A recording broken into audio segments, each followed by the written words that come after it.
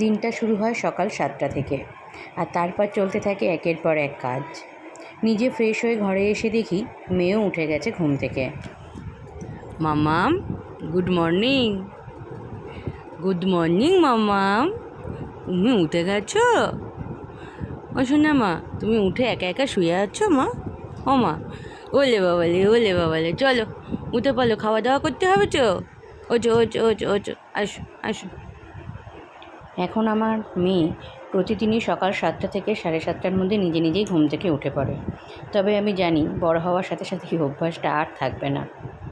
যাই হোক, সকালে টিফিনে করেছিলাম লুচি আর কাবলি ছোলার ঘুগনি, আর তারপর চলে গেছি কাচাকুচির দিকে।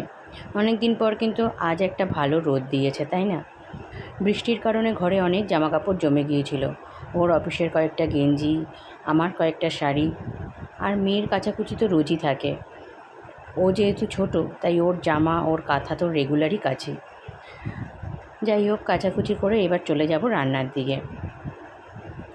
কী রান্না করব জানি না, তবে সবজি কাটতে কাটতে আজ না একটা কথা ভাবছি, জানো তো।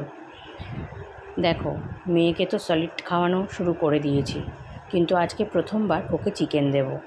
কিন্তু কিভাবে সেটা নেবে বা কী করবে সেটাই ভাবছি, জানো তো।